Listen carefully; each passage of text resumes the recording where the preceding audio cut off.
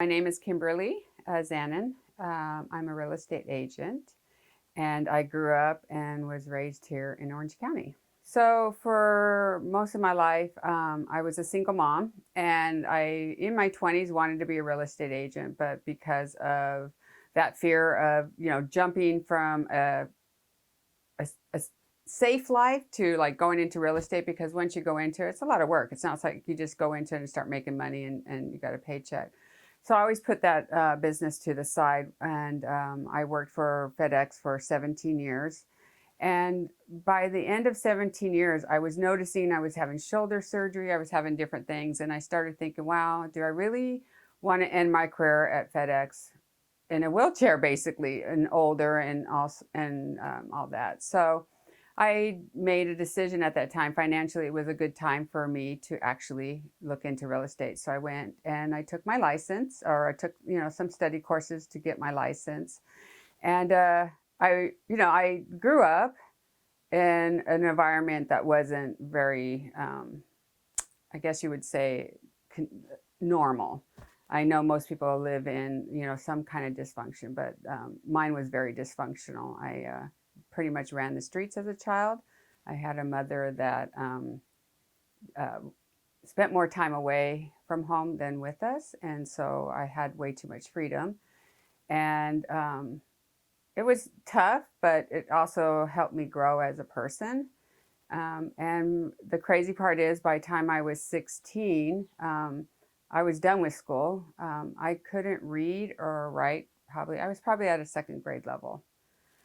And so I went to my mother and just told her, hey, Mom, I want to quit school and live a lifetime of working at Wiener Schnitzel, because that's where I worked. And she said, okay. So I dropped out of school with a very low reading, writing skills. And so I remember thinking to myself at the time, like, whoa, this is really cool. Like, this is awesome. I don't have to go to school. I can do what I want. I was partying with my friends. I mean, I unfortunately had way too much freedom. I was in sixth grade, the first time I even smoked pot, which is, I look back now, like children that are in sixth grade, like that's crazy. Doing things as a young child that just wasn't healthy. A friend of mine and I went to a carnival. I was 13 years old, and we ended up partying with the carnival people in their trailers, drinking and partying. Like, this was my childhood, right? I just had no guidance. I had no one helping me know what was right and wrong. The funny thing is my favorite TV show though was Little House on the Prairie. So that's where I think I was fed, like, right and wrong, and what was healthy and what wasn't. And I think that was my first experience of even understanding what God was, because they talked about it all the time. And I didn't grow up in church at all. My family background was Mormon, but my mom didn't take us to church. So I had no church background. But that whole show made me just want to be a different person. So by 23, I was pregnant with my first child. I wasn't married to my ex-husband at the time. We got married once he found out I was pregnant. Um, and I remember thinking, what am I supposed to do with this? I mean, I had never even babysat a child, let alone think of raising one, right? So I was scared. I was in a relationship even before I got pregnant. We partied a lot. We drank a lot. It was like my life was about drinking and partying. And so once I got pregnant, obviously that all changed, and things had to change for me quick. So I did. I changed a lot of myself. And I remember this little boy coming out, and I brought him home that very first night thinking, oh my gosh, I don't even know. I've never even changed a diaper before this happened. But all I knew in my heart was I needed to love this child better than anything else in the world. And I didn't know how to be a mother because I didn't have that upbringing. But I wanted to be the best mom I possibly could. And so I look back now, it's like my son saved my life, because where I was heading with partying and drinking and all that, statistically, I shouldn't be where I'm at today because of it. And so I spent many years in an abusive alcoholic relationship. My husband at the time chose not to quit drinking. And many times there was some ugly nights of abuse. Um, and I look back even at when I was 25 years old, I had a 2-year-old little boy in my hand, and I was done with the alcohol abuse. My husband at the time, when he drank, he got angry. And my son one day it was a Saturday, and I remember thinking, I can't do this, because he came home drunk and he was getting crazy. So I sent him out for milk, and I packed as much as I could at that time, threw it all in a bag, and left. And I was 25 with a 2-year-old little boy, not knowing what to do. I had only a small amount of savings that I could possibly do. I went to my mom's at first, that first night, and my ex at the time called and threatened me and basically said he'll never take care of me or help me and this child. And so I was on my own, and I had nowhere to go. My mom at the time said I couldn't stay with them. I have a sister, but I'm not even sure why I wasn't able to go there. So I had to find an apartment. And the crazy thing is, I look back and I'm like, wow, like my daughter's 25. Like I can't even imagine her having to go through that. But anyway, so kind of got off going talking about it. But so my strength started coming from that. And that's when I decided I need to be working on my education, working on my reading and writing. My ex did sober up, and we got back together for a period. But at that time, I thought I need to know how to read and write. So I really pushed myself. I worked hard. I got my GED. I was in books. I was doing whatever I could to teach myself to be a better person. And my reasoning at that point was my son. And then later, 5 years later, I had my daughter. And so I knew I had to be better for them. And that was my drive at the time, was to be a better person. So I knew in my heart, because of my ex going back and forth with alcohol and abuse, I knew in my mind that there was going to come a time where I'd have to be the main support for these kids. I knew there was going to come a time that I ended up having to leave. So when I picked up learning to read, write, and by reading books, by reading this, by getting on at the time later in life, getting on the computer, I challenged myself to learn everything I can, because I thrive at it now. Like I want to know more, just because of where I came from. And so when I did leave my ex, I finally got a job at FedEx, which gave me that opportunity to escape from this situation. And it was a blessing. So again, at that time, real estate wasn't a smart idea. I needed to support my children. And so when I did finally go into it, that's when I had the opportunity. And by then had really pushed myself to be a smarter person. So when I went through the schooling, and everybody kept saying, oh, the test is going to, so hard. And, I had to take it 3 times before I even got my license. I was thinking, well, shoot, these are people that went to college. Here I am, right? Here I am, this woman that's like, wow, like I didn't even graduate school. I mean, I barely could read and write when I was, left there. And how am I going to get through this? But man, did I dig deep, right? I dug so deep into learning everything I could about the real estate to pass that test. And I pushed myself. I worked hard. I mean, I knew I wanted this so bad. And that's the one thing about me. When I want something, I will work my tail off to get to there. Just from my childhood to life, I'm just that person. And I went to take that state test, and I passed it. I passed it with flying colors. Like I was going through the test, it gives me chills. I was going through the test thinking, this can't be right. This seems too easy. Everybody kept telling me it was so hard, and I flew through it. And I walked out there with the most proud feeling, like, you got this, Kim, and you've got this because you worked hard. nothing was handed to me ever. Nothing has ever been handed to me. I have always saw what I wanted and worked hard to get there. And so it's still within me to be that strength. When I see something, I work hard to get there. I don't ever expect it to be handed to me. So when I first started real estate after I passed my test, my vision board was totally different. You know, my thought was, because I wasn't a Christian yet, I was just me. I had a great moral back inside of me, like of what I thought was right and wrong, and I was really strong with it. But at that time, I thought big houses, fancy cars, having a lot of money was so much more important. Like I didn't see really what was really important at the time. So I went into it thinking I'm going to make a lot of money.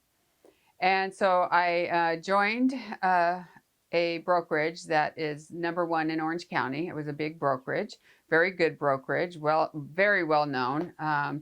And I went into that going, okay, I'm going to do this. It was definitely a lot harder than I thought when I went into it, but it was really hard for me to get the passion for it. I just didn't feel a sense of passion for fancy cars and fancy stuff. I've always been kind of a simple person. So those things, even though I thought that was so important, in my heart really didn't feel important. And so the passion wasn't there. So I could get, as you would call it, squirreled real easy. Like if my grandson was born that year. So I instantly became a stay-at-home grandma babysitter. My stepdaughter went right back to work. So, and at that time, my husband, new husband, I recently remarried. Um, that was the year we got, actually my husband and I got married that year. I got my real estate license and we had our first grandchild from his daughter. And so he was still kind of working part-time at some jobs. So I babysat our grandson and I loved it. And I loved being a mom. That was, even though it was very hard, like I struggled through a lot of different things, I loved it. Like it just, and I couldn't wait to be a grandmother. Like I could not wait. Like being called grandma is really cool to me. Like I didn't even want it to change the name. I didn't want it to be called certain name. I wanted to be grandma. And so I had this little boy. And so my first year of real estate, because my passion wasn't houses and cars, I thought it would be, but my passion became my grandson. And again, I spent most of that first year, I tried, I throw little things out like, here, I'm a real estate agent, but there was no drive. There was nothing behind it. And so I think it was about 2 years into being at the first brokerage. I ran into a different agent, and this agent talked me into going to my second brokerage, which is another huge brokerage inside of the whole United States. I mean, it's #1 in the United States. It's an amazing brokerage. I loved it. And I went into that thinking, okay, maybe this will be a different place for me.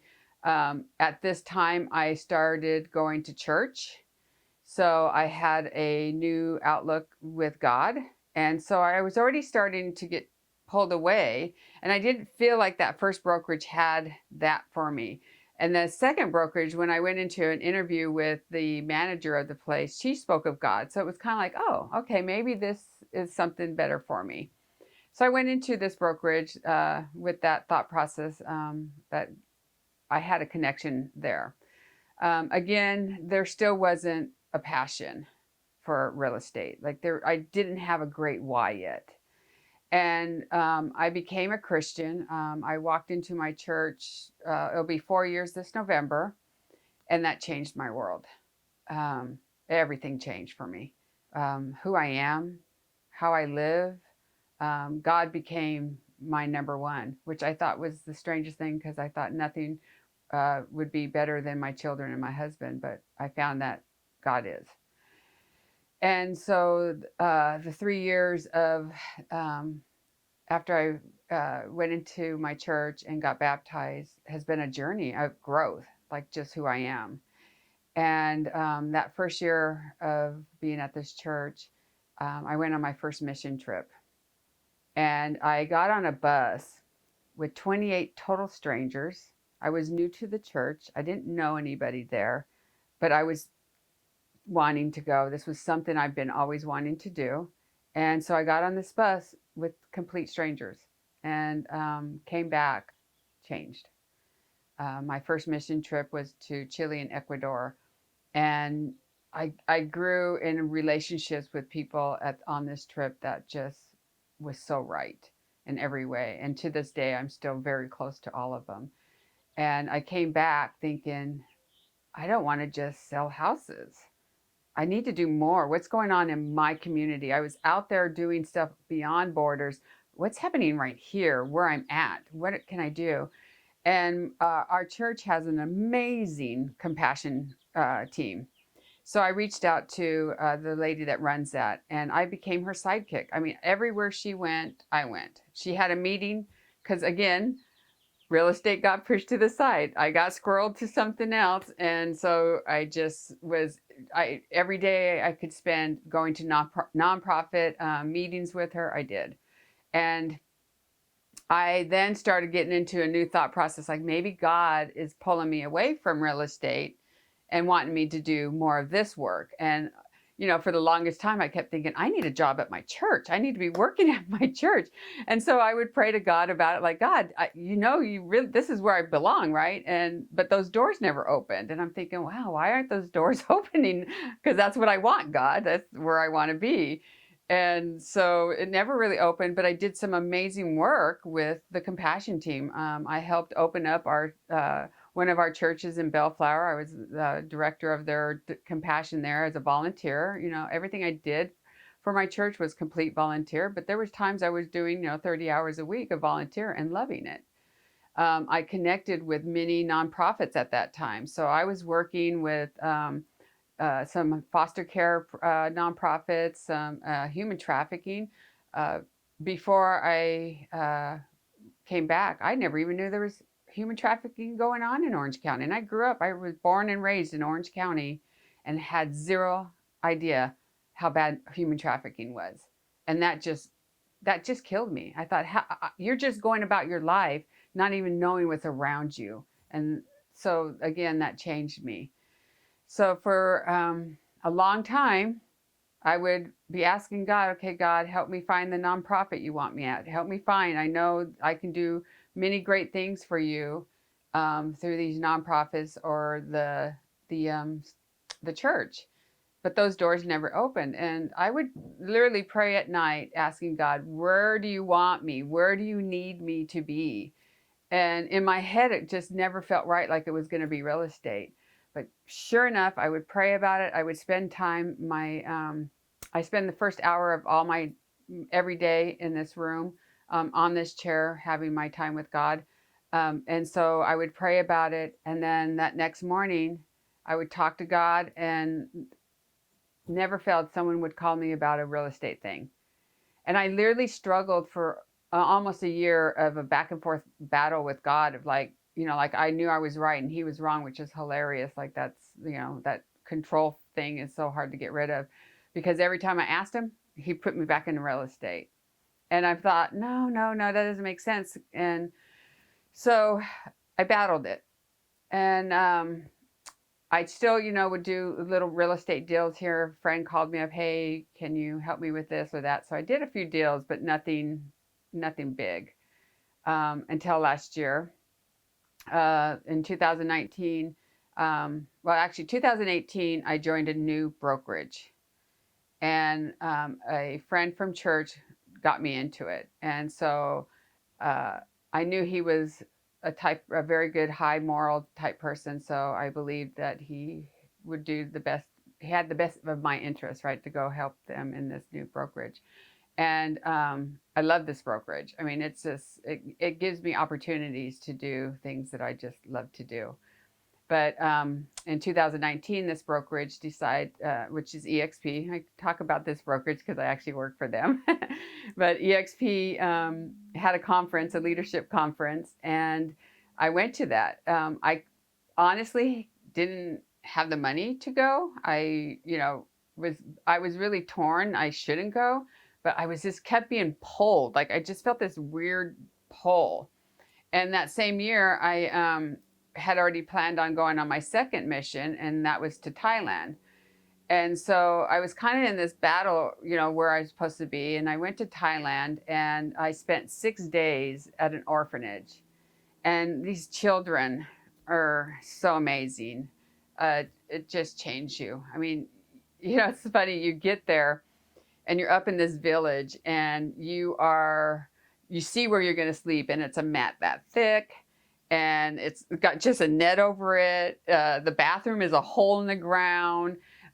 There's no shower unless you want to go out and get the hose, basically, which is a hose ran with water from some crazy river. I don't even know where the water comes from. And it's freezing cold. And you first walk in and you're in your mind, you're like, how am I going to survive 6 days like this? Like, this is crazy. I'm the type of person, when I go to a hotel, I have to make sure it's a cozy bed, right?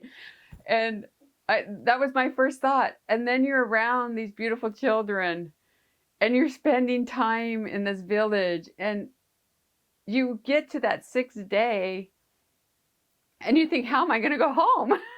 Like, the comfort is not about the bed, and it's not about anything. And I'm going to get emotional, but it's about the life that you spend in this place, right? And I could have slept on that darn mat the rest of my life and not have cared, because of the love you get from these children. And so I had that experience. And again, I came home knowing that I wanted to do something with a nonprofit that dealt with foster kids, or, the human trafficking young people, because my heart is, coming from where I came from. I so easily could have been a human traffic victim because of where I was at.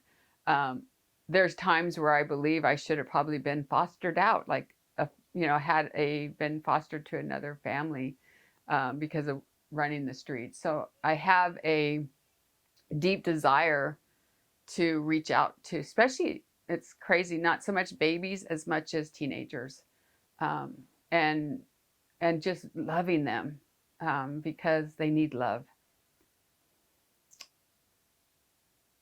Sorry.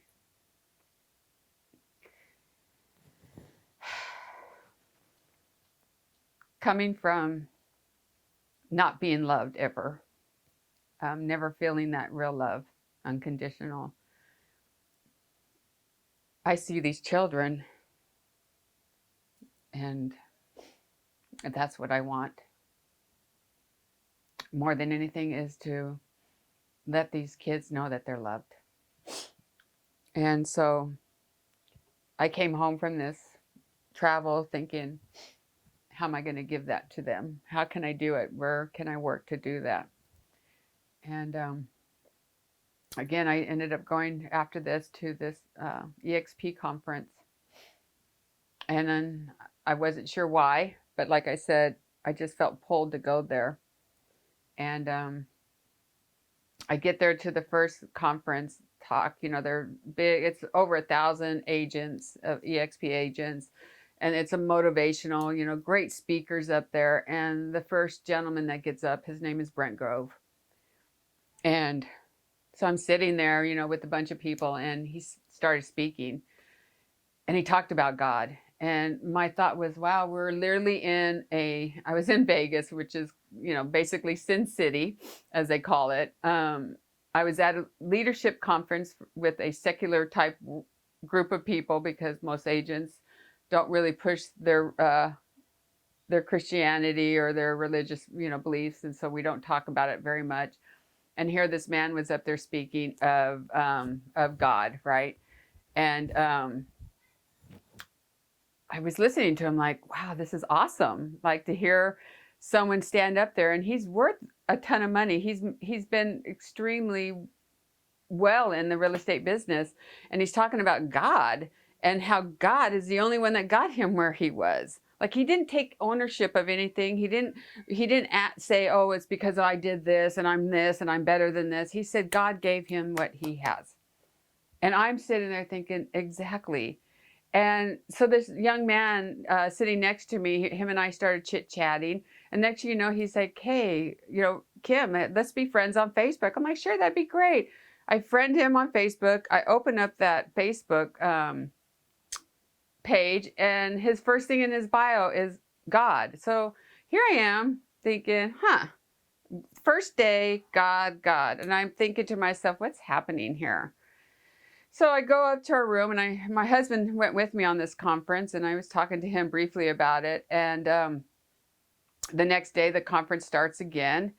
And I go into this room, and this next woman who gets up on the stage, and her name's Sheila, and she starts talking about her relationship with God and how he has been the force that got her where she's at. And she quotes Bible verses, and I'm thinking, wow, this is like what I needed to hear.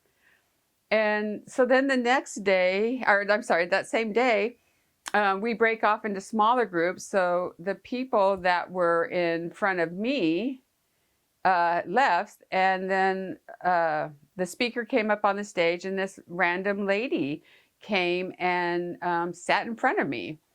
And she says hi, and I said hi. And then it was the speaker again was Brent Gove, and he started talking, and then he brought up Francis Chan, which is my favorite pastor. Like, this man is so important to me. And I just got done doing a YouVersion Bible study with him, and it was so amazing. And so I'm like, wow. And I made a comment, wow, like Francis Chan, that's awesome. He's talking about Francis Chan. He's my favorite. And this woman says to me, wow, who is Francis Chan? And I said, well, he's a pastor, and you can find him on YouVersion. It's a Bible app. She goes, oh, I do the Bible app. And I'm like, oh, so that's pretty cool. And then when we started talking a little bit about our beliefs in Christ, and next thing you know, she says, yeah, I just wish so badly I can go on mission trips.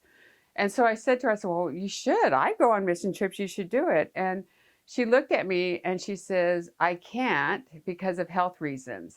I can't go. But that's why I'm a real estate agent, because I can pay to get other people to go.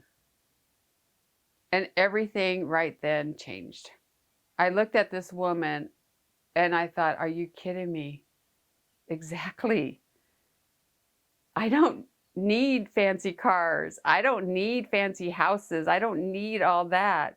I need a bigger why that's more important to my heart than anything else in this world. And I looked at her and she says, well, it was really nice talking to you, Kim. And she left. I've never seen this woman again. I can't find her on Facebook. She's just nowhere around. And my heart changed. And so that night, my husband and I had to drive straight home. And I got in the car with him to drive, and I looked at him and I said, honey, when I get home, that room, which this room used to be my son's room and then turned into kind of a play storage room for our grandson, I said, I'm changing it. This room is going to be my place that I pray. I spend my hour with God with, because before I used to just lay in bed with him. Now, and my office space. And I looked at him and I said, I'm going home and I'm going to become the strongest real estate agent I possibly can. Not for me, not for houses, not for cars, but my why has turned into those children and the people I want to help so badly. Financially, I can. And so my why got big. And I came home. And the craziest part is we were still babysitting our grandson daily.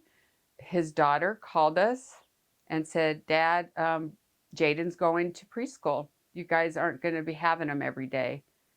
And I went, wow, okay, it's going to be good. And I came home and started fighting again. And it was for a bigger why. Awesome. So how does that experience benefit your clients? So once I came home and started realizing this is my why, I started realizing the strength I have inside myself, and I had all my life. But now that I have my strength, and now that I have a strength with God, and He works so well in building me up and making me feel the person that I am and reminding me daily who I am and giving me that strength. It's given me the opportunity to go out there and treat my clients and the people I work with that same love and respect and strength. So I have this new feeling of I'm going to work hard for you because one, I'm going to get you into the place you dream of, or I'm going to help you sell the house so you can move to the place you dream of. So I'm building up your dreams, which makes me happy to build others' dreams. I love it. It makes me so much joy to see joy in people. But in the end, I'm also going to be helping build up these children and be able to hopefully down the road just have the empire to just feed them, just do what I can. And so those are the big three reasons. And so why I want to work harder and harder for my clients, because I get three big things out of it: their joy in both ways by buying or selling, and the joy of hopefully down the road just doing more and more for children.